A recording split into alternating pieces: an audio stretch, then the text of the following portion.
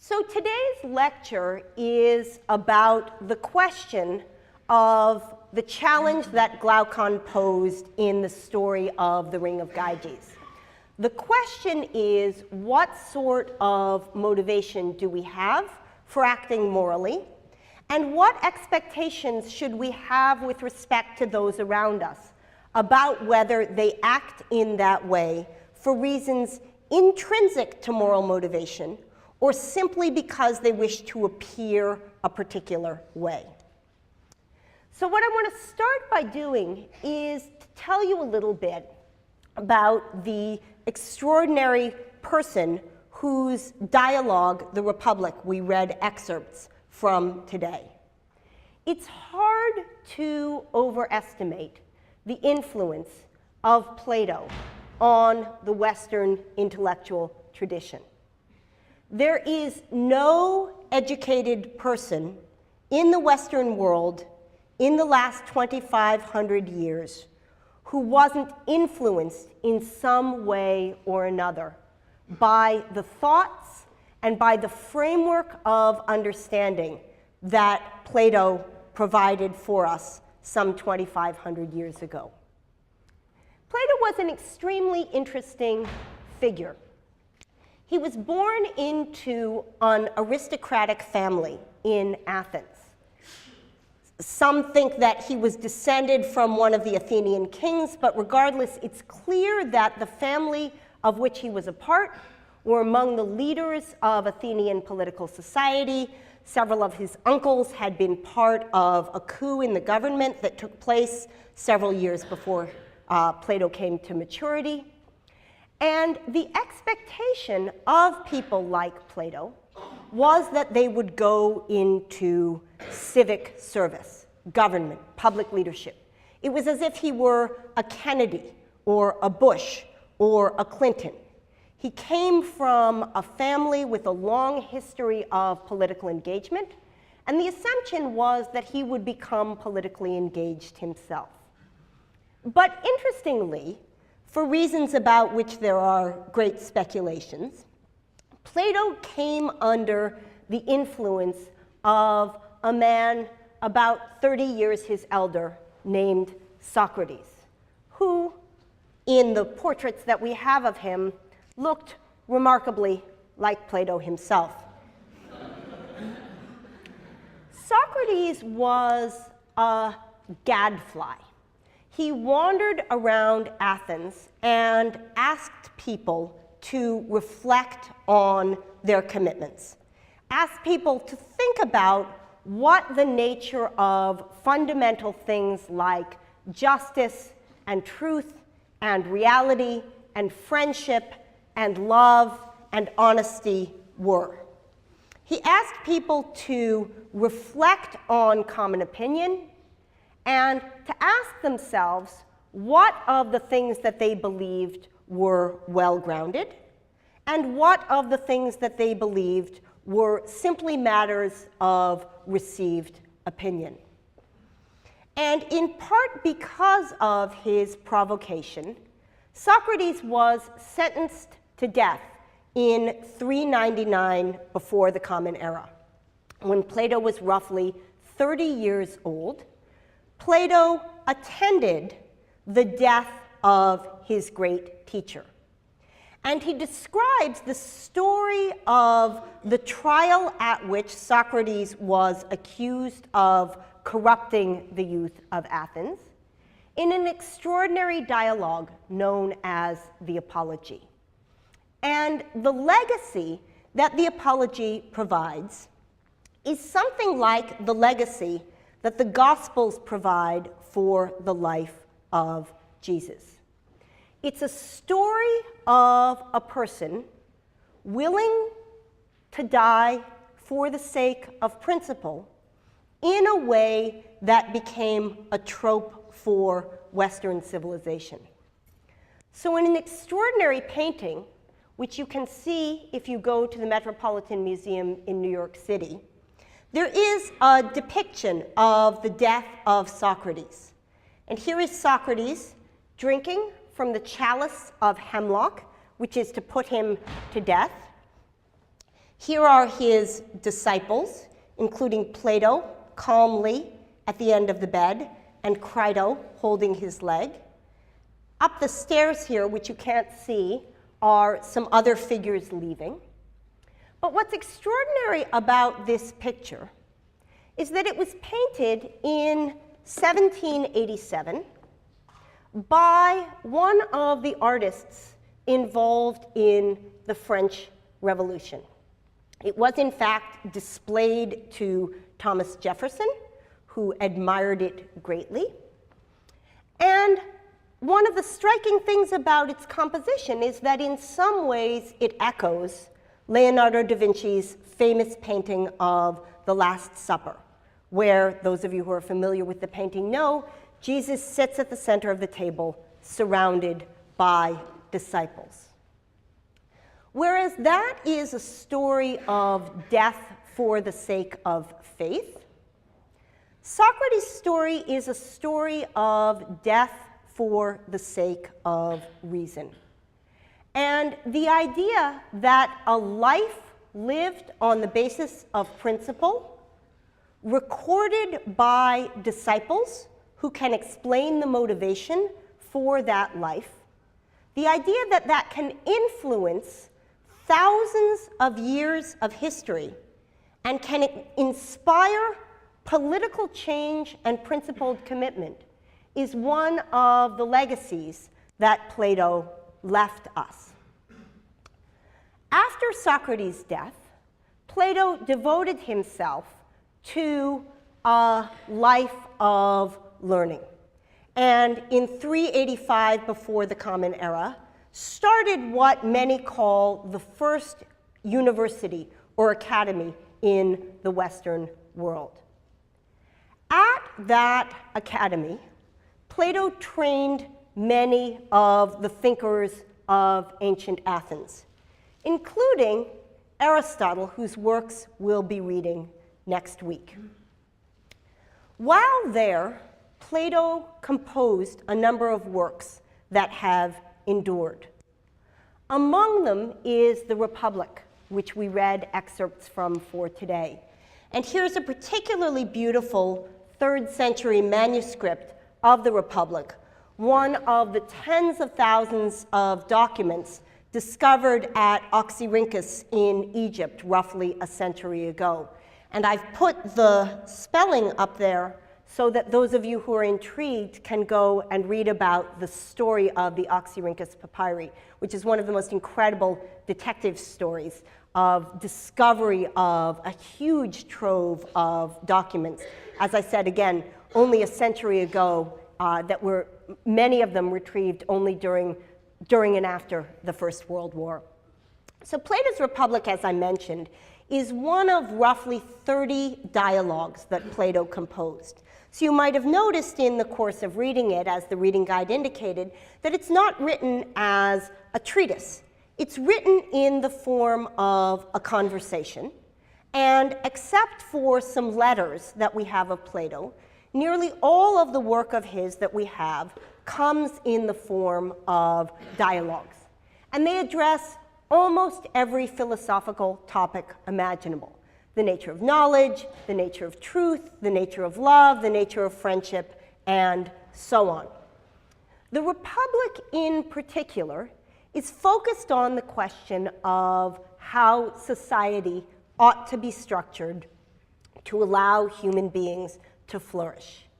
And the work, as we've inherited it, is structured into 10 books, of which we will read in this class excerpts from the 2nd book and most of the 10th.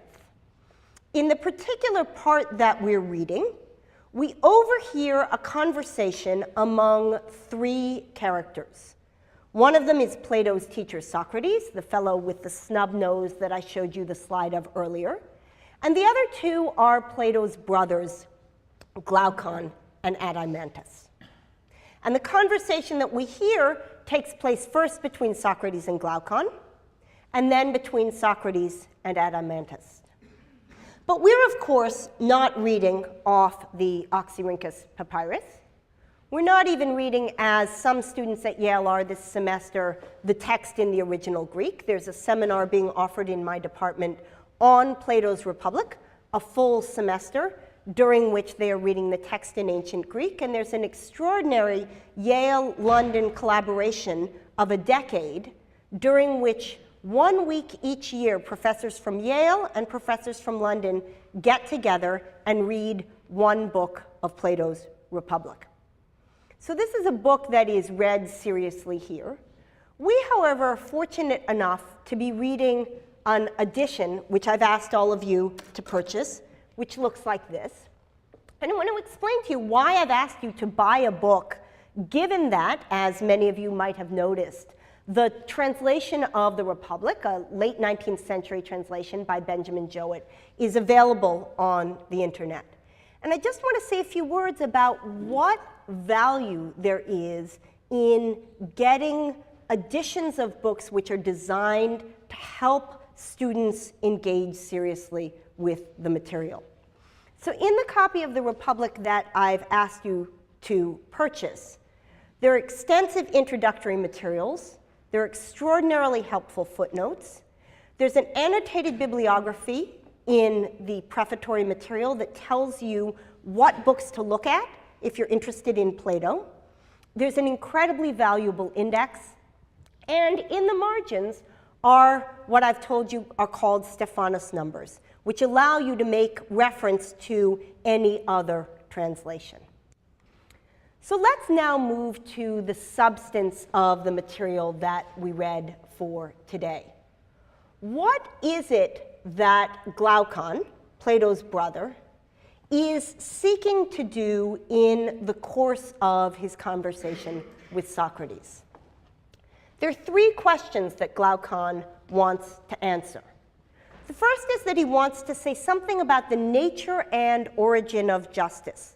How is it that people come to behave in cooperative ways? And what is it that we speak of when we talk about the norms of justice? This is a topic that we'll discuss when we get to Hobbes, and so I'm not going to say more today about the particular argument that Glaucon offers there. What I want to focus on instead are 2 things, Glaucon's second and third question. The first is Glaucon's claim that people act justly unwillingly, that the only reason people act and conform with the laws of morality is because they will gain good reputations thereby. And the second is Glaucon's claim that they are right to do so. So the text begins with a fundamental contrast, one that is useful not only in the context of Glaucon's discussion of justice, but one that is fundamental throughout Plato's work. And that's the contrast between the way things seem and the way things are. And it's a crucial insight to recognize that seeming and being can come apart, and that in some cases our concern is with the way things appear, and in other cases our concern is with the way things are. So the text actually begins with a challenge that Glaucon raises to Socrates. He says, do you want to seem to have persuaded us that it is better to be just than unjust? Or do you want truly to have persuaded us? And clearly Socrates' goal is the latter. He wants to engage in true persuasion. This theme of seeming versus being is then taken up by Glaucon, who asks Socrates the question whether there's value in being just, or whether the value of justice comes merely from appearing to be that way. So we find a contrast in the opening pages between 3 kinds of value that things can have. Things can be intrinsically valuable, valuable as ends in themselves, valuable for what they are. Socrates gives the example here of things like joy and harmless pleasures. These are things we value not because of what they provide in addition, but things that we value as ends in themselves. There are, by contrast, things that are merely instrumentally valuable, things that are valuable as means, things that are valuable in enabling us to do something else or in seeming to be a particular way. And into this category fall things like money, which is valuable, let me remind you, not as an end in itself, but as a means to other ends. And, for example, things like seeming dangerous. If what you're trying to do in an evolutionary sense or as a nation is to prevent others from attacking you, doesn't matter whether you are dangerous. What matters is that you seem dangerous. And there are, of course, things that are valuable for both reasons. Things like, Socrates says, sight, which we value both because it enables us to do things and because it brings pleasure in itself, or health, or learning, or knowledge. And the question which Glaucon and Socrates are disputing is into which category justice falls. Now, if we had our clickers, this would be a chance for me to re-engage all of you by asking you into which category Glaucon thinks justice falls and into which category Socrates thinks justice falls. But in our last low-tech day, I will instead ask you to raise your hands. Into which of the categories, intrinsically valuable, instrumentally valuable, or both, does Glaucon think justice falls? How many think he thinks justice is merely intrinsically valuable? How many think he thinks it's merely instrumentally valuable? And how many think he thinks it's both? By contrast, Socrates, intrinsically valuable, instrumentally valuable, both. So the dispute between them, both of them accept that there is value to seeming just, but the dispute between them is about whether, in addition, there is value to being just. Does it matter that you actually act in a just way, or does it matter only that you seem to act in a just way? Now, in order to answer this question, Glaucon, as a character in Plato's Republic, makes use of a technique that is and has become one of the fundamental techniques in philosophical thought. It's basically an application of scientific method to our ideas.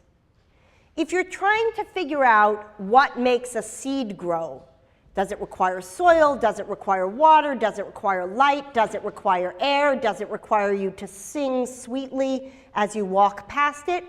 What you do is you conduct a controlled experiment, and you look and see if you have the seed with water but no soil, does it grow? If you have the seed with air but no singing, does it grow?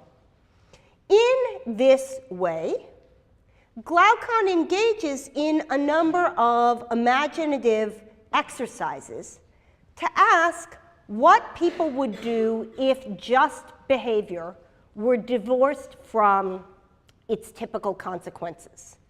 So he asks us to imagine somebody who acts either in a just or an unjust way, and to think about what their motivations would be if the consequences were one of a certain kind. So in ordinary cases, if you act morally, you are perceived as acting morally. And if you act immorally, you are perceived as acting immorally. The question that he asks us to consider in the story of the Ring of Gyges, which I related last lecture, is how people would act if they were perceived identically, regardless of how it is that they genuinely behaved. If your acts of immorality were invisible to the world, if you could behave immorally and nobody would see you so that your reputation remained unscathed, how is it that you would behave? Glaucon's suggestion with the story of the Ring of Gyges is that under those circumstances, you would behave as the unjust one does.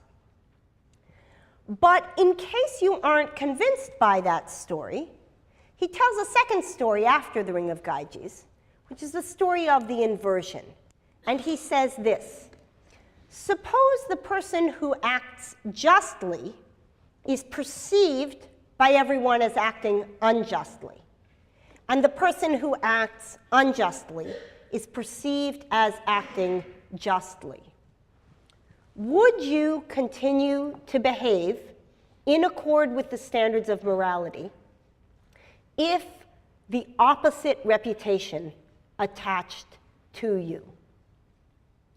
Now, we can contrast this question about morality with two cases where it seems clear in the first that we value something merely instrumentally, and where it seems clear in the second that we value something both intrinsically and instrumentally. So if the act that you are engaged in is one of taking a repulsive medicine, and if under normal circumstances, when you take the medicine you get better, and when you don't take the medicine you stay ill, then you will presumably, if you want to get better, take the medicine. In a Gyges scenario, where regardless of whether you take the medicine you get better, you won't be inclined to take the medicine. And certainly in an inverted scenario, where if you take the medicine you stay ill, and if you don't take it you get better, you won't be inclined to take the medicine. When things are of merely instrumental value, we can read the motivation off the consequences. The question is this: is justice just like taking a medicine, something that we value because of an end that it produces, but not because of the medicine itself? Or is it more like sight? Suppose that, as is the case in normal circumstances, when you see, you have visual experience of the world, and when you engage in motor activity, you don't bump into things. Because I can see this podium, I'm able to regulate my body in such a way that I don't bump into it. In a Ring of Gyges scenario, I wouldn't need to see to be able to avoid bumping into the podium. It seems to me clear that in that case, I would nonetheless prefer to have vision, even if I could get the consequences of seeing without having vision. And the question of what I would do in the inverted case, where I could have either sight and the ability to avoid objects, or the ability to avoid objects and not sight, is one where I don't know how to answer. So the challenge that Glaucon poses to you is the following: is morality for you something merely like taking medicine? Do you behave morally so that you have the reputation of behaving morally? Or do you behave morally because morality, like being able to see, is something that's valuable in itself to you and valuable to you because of the consequences that it produces? That's the challenge of Plato's Republic. And in next week's class and the week after that, we'll hear some of the answers that are offered to Glaucon's challenge. What I want to move to now is the second text that we read for today. a text by the contemporary psychologist Daniel Batson, which addresses the question of moral integrity and moral hypocrisy from an empirical psychological perspective. Batson's question is this: is it the aim of people to be moral, or is it the aim of people merely to appear to be so? Batson looks somewhat unlike Plato and Socrates. He's a living man, teaches at the University of Kansas. He even has a computer printer. And in the work that we read for today, we get a description of empirical studies that Batson did on the question of how people behave when they think they are not being observed. How do they construe their actions to themselves? And what factors, if any, lead them to behave in more honest ways? So Batson presents subjects with a very simple experimental scenario. People who participate in his experiments come into his laboratory and are told that their job is to decide which of two tasks they are assigned to and which of two tasks a second person, whom they won't be meeting, will be assigned to.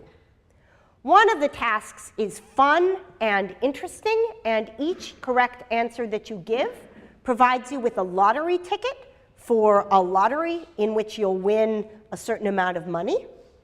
And the other task is described as kind of dull, and each correct answer that you give will not result in your being entered in a lottery. So people are told you can decide to assign yourself to the fun, interesting lottery chance task, and the other person to the boring, no lottery task. Or you can decide to assign the other person to the fun, interesting task, and yourself to the boring, no lottery task. Now, what psychologists call the DV, or dependent variable, the thing with respect to which Batson is looking for differences, is the percentage of times people assign themselves to the positive task and the other person to the neutral task. So if we were just doing it by chance, if you were literally just flipping a coin, what percent of the time would the self-positive task be assigned? What percent of the time would the person assign themselves to the positive task, hold up the number of fingers times 10 such that it would be that percent of the time? You've got them on one hand, 50%.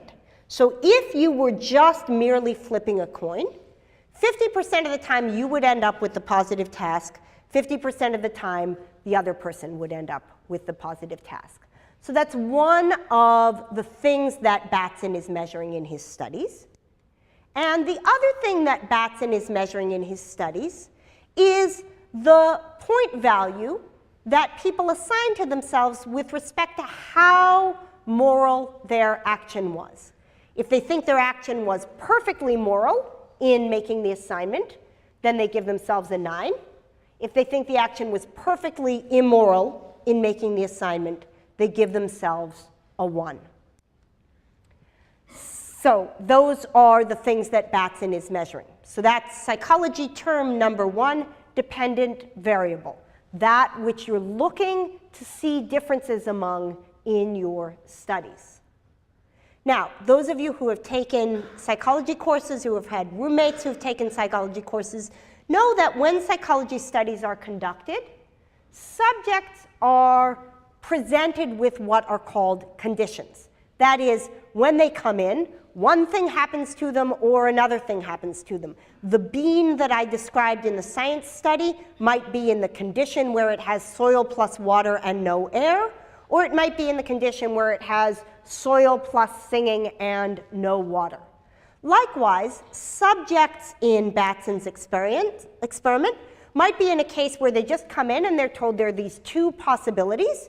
You can assign yourself positive or the other person negative, or they're told that they're in some sort of scenario where they can use chance to make the decision. Now, I ask you in the reading guide to try to understand the chart in which Batson presents his results. And what I want to do in the next few minutes of lecture is to explain to you what the extraordinarily interesting results that he came up with mean.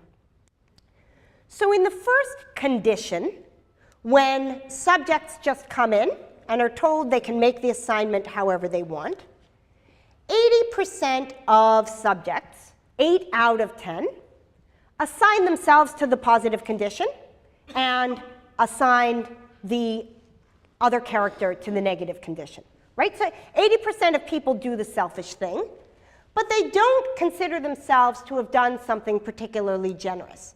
They rate themselves at 4 on a scale of 1 to 9 with respect to morality. And those who assigned the other person to the positive condition rate themselves extraordinarily highly. They think they have done the right thing. Now, if you bring subjects into a room and you tell them they can flip a coin, but they don't have to, roughly half of them don't flip the coin.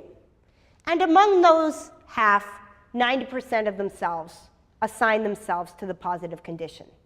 No surprise there. The next number is the one that gives us the surprising result. What happens when subjects come into the room, are told that they can flip a coin, and on the basis of that coin flip, assign themselves to one condition and the other person to the other? What happens is that upon flipping the coin, 90% of them assign themselves to the positive condition. Now, we all just held up 5 fingers of one hand. So what's going on here? Well, why don't you think about what would happen if you flipped a coin and it came up heads? What does heads mean? Heads.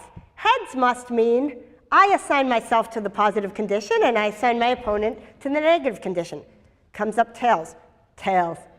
Tails. That means I assign myself to the positive condition. I assign my opponent to the negative condition.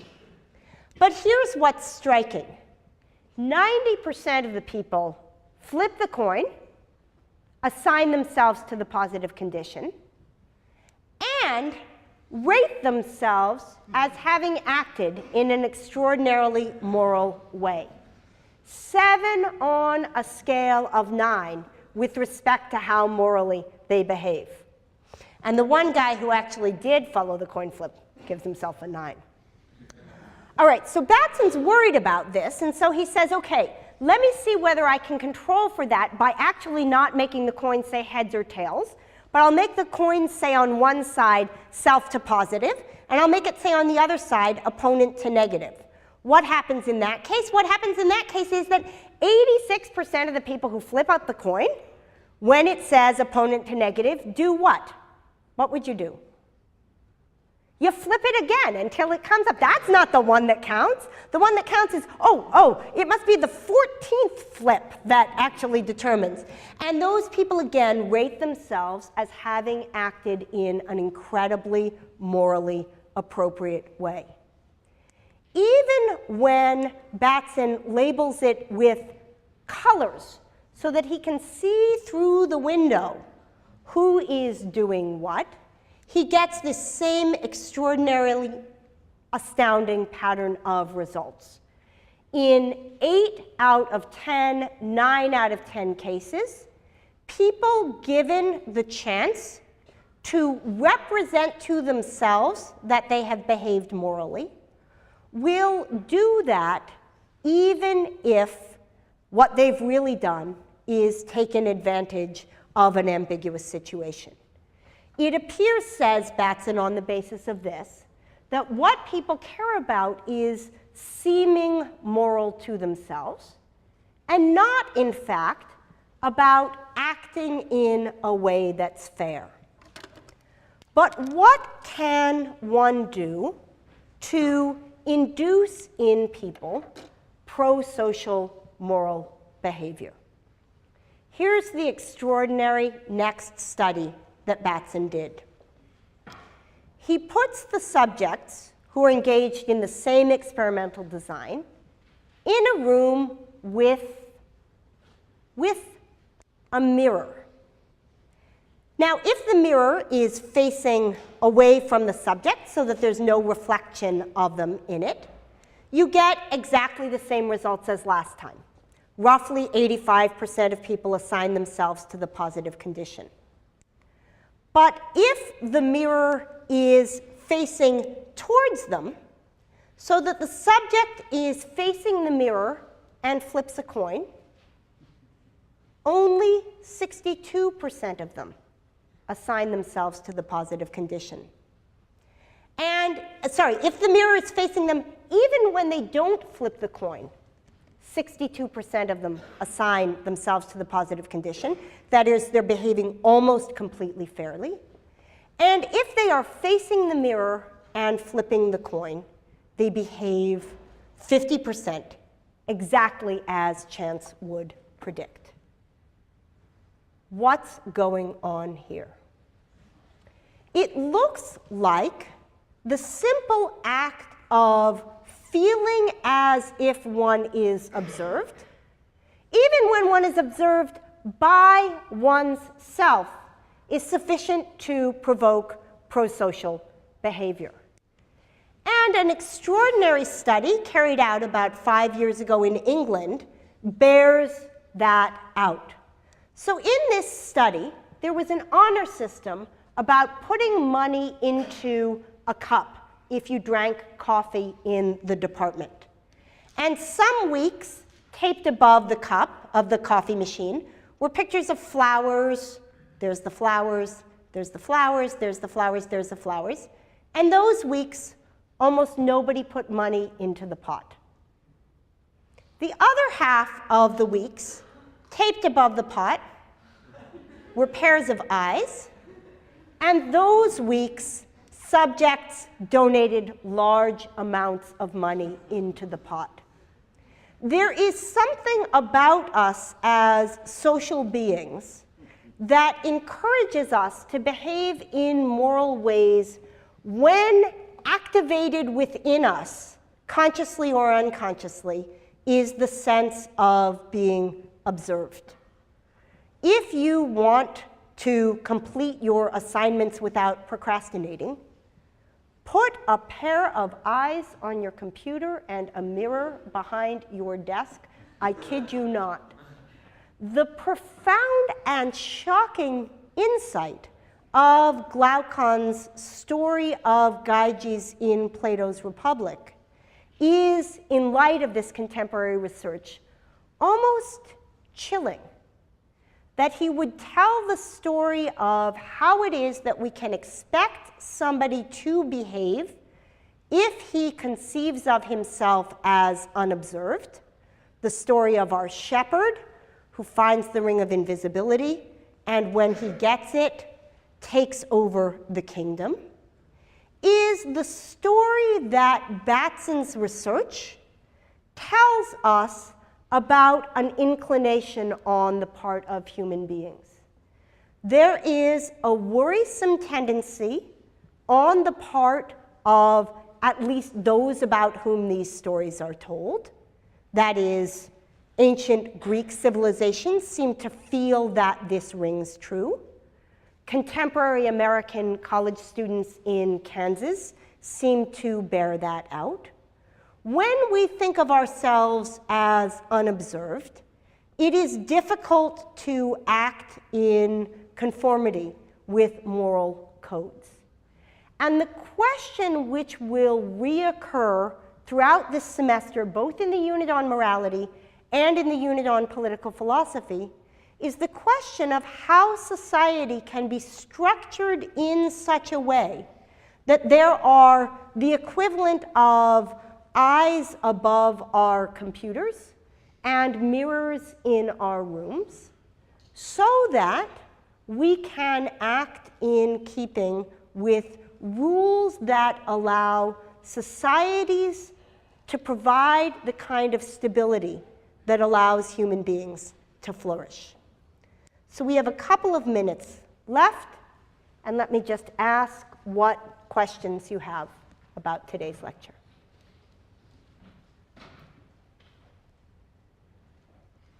Silence. Question? When you talk about the consequences of justice and morality, it's only been talked about as the consequences of who works for you. But is it a lot different when there are consequences somebody else might hurt? Good. So the question is, when I've talked about the consequences of morality, I've restricted discussion to consequences for you. Things like your reputation. And the question is, what about other sorts of consequences? What about when acting in immoral ways brings harm to others? One of the things that we'll talk about next week, and again in the section on justice, is human beings' capacity for empathy and sympathy, and the ways in which those features might be leveraged to help do some of the pro-social work that mirrors and eyes do. So excellent question. So the question is, when Glaucon is talking about it, is he only talking about issues of reputation? So there's a very interesting thing going on in Book 2 of the Republic. Glaucon and Adeimantus are taking on a conversation that Socrates has been having with Thrasymachus in Book 1 about reputation. So that's part of why that's being invoked as a reason. But there are also, you'll hear when Socrates gives his answer, it's about the integrity of the person who acts in moral or immoral ways. And what Socrates is basically going to go on to say is, it may seem to you like all you care about is what you appear to be to others.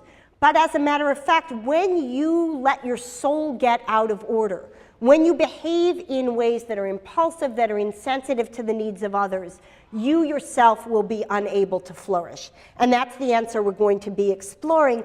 Glaucon hasn't raised that as a question yet. Socrates is going to introduce it into the conversation. Good. It is 11:20. I hope that the density of today's lecture doesn't scare off too many of you. It gets more fun after this, and I look forward to seeing many of you next week. So today's lecture is about the question of the challenge that Glaucon posed in the story of the Ring of Gyges. The question is, what sort of motivation do we have for acting morally? And what expectations should we have with respect to those around us about whether they act in that way for reasons intrinsic to moral motivation, or simply because they wish to appear a particular way? So what I want to start by doing is to tell you a little bit about the extraordinary person whose dialogue, The Republic, we read excerpts from today. It's hard to overestimate the influence of Plato on the Western intellectual tradition. There is no educated person in the Western world in the last 2,500 years who wasn't influenced in some way or another by the thoughts and by the framework of understanding that Plato provided for us, probably like Plato himself. Socrates was a gadfly. He wandered around Athens and asked people to reflect on their commitments, asked people to think about what the nature of fundamental things like justice and truth and reality and friendship and love and honesty were. He asked people to reflect on common opinion and to ask themselves what of the things that they believed were well-grounded and what of the things that they believed were simply matters of received opinion. And in part because of his provocation, Socrates was sentenced to to death in 399 before the Common Era.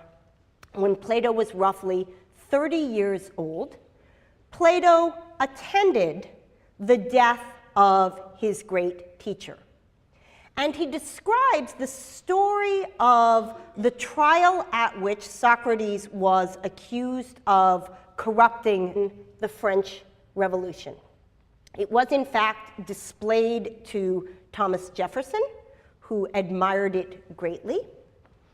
And one of the striking things about its composition is that in some ways it echoes Leonardo da Vinci's famous painting of The Last Supper, where, those of you who are familiar with the painting know, Jesus sits at the center of the table surrounded by disciples.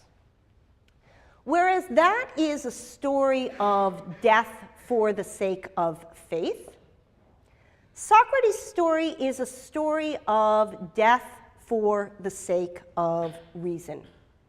And the idea that a life lived on the basis of principle, recorded by disciples who can explain the motivation for that life, the idea that that can influence thousands of years of history and can inspire political change and principled commitment is one of the legacies that Plato left us. After Socrates' death, Plato devoted himself, the youth of Athens, in an extraordinary dialogue known as the Apology. And the legacy that the Apology provides is something like the legacy that the Gospels provide for the life of Jesus. It's a story of a person willing to die for the sake of principle in a way that became a trope for Western civilization. So in an extraordinary painting, which you can see if you go to the Metropolitan Museum in New York City, there is a depiction of the death of Socrates. And here is Socrates drinking from the chalice of hemlock, which is to put him to death. Here are his disciples, including Plato, calmly at the end of the bed, and Crito holding his leg. Up the stairs here, which you can't see, are some other figures leaving. But what's extraordinary about this picture is that it was painted in 1787 by one of the artists involved in 2,500 years ago. Plato was an extremely interesting figure. He was born into an aristocratic family in Athens. Some think that he was descended from one of the Athenian kings, but regardless, it's clear that the family of which he was a part were among the leaders of Athenian political society. Several of his uncles had been part of a coup in the government that took place several years before Plato came to maturity. And the expectation of people like Plato was that they would go into civic service, government, public leadership. It was as if he were a Kennedy or a Bush or a Clinton. He came from a family with a long history of political engagement, and the assumption was that he would become politically engaged himself. But interestingly, for reasons about which there are great speculations, Plato came under the influence of a man about 30 years his elder named Socrates, who, in the portraits that we have of him, looked remarkable.